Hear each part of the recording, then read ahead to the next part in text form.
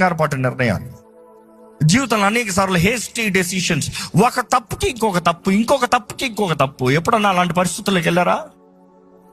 ఏదో కంగారు పడి మోసపోయి ఒక తప్పు చేస్తాం, ఆ తప్పుని సరిదిద్దామని కంగారు ఇంకో తప్పు చేస్తాం. ఎప్పుడన్నా జ్ఞాపకం చేసుకోండి, మనిషి ఒక తప్పు చేసిన వెంటనే తన మనస్సు కలవరమైపోవడంతో తన లాజిక్ సరిగా పనిచేయదంట. లాజిక్ చెప్పక కాదు, నీ ఎమోషన్ అనేది చాలా సెన్సిటివ్ ఉంటుంది కాబట్టి నీ లాజిక్ ను ఓవర్ డామినేట్ చేస్తుందంట. అరే ఇది చేయకూడదంట, ఆహా నాకు ఇది అవ్వాలి, నాకు ఇది అయిపోవాలి, ఈ తప్పు సరైపోవాలి. ఇక్కడ ఎవరైనా ఆర్టిస్టులు ఉంటే తెలుసు, ఒక ఆర్ట్లో అంట ఒక మిస్టేక్ అయినప్పుడు కంగారు పడకూడదంట. కంగారు పడ్డా మొత్తం పెయింటింగ్ పాడైపోతుందంట. కంగారు పడకుండా ఆ మిస్టేక్ అయిన చోటన అట్లా పక్కన వదిలి మిగిలింది ముగించావు అనుకో, ఎప్పుడు అంటారు అట్లా వదిలి వెళ్ళి మరలా వచ్చి చూడు, మైండ్ ఫ్రెష్గా ఉంటుంది.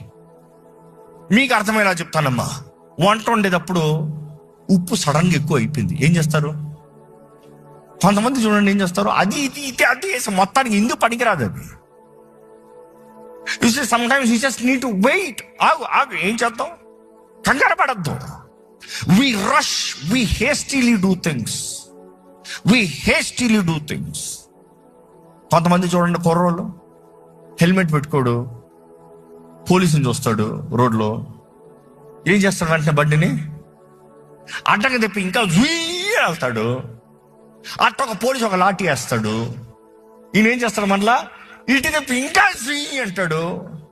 అడుగు చూడు, వెనకాలే ఒక పెట్రోల్ బండి వచ్చింది, ఏం చేస్తాడు? ఇంకా కంగారులో ఇంకా తప్పించుకుని తిరుగుతాం ఇలా మొత్తానికి పట్టబడ్డాడు. ఓరకు వదులుతాడంట పోలీసు.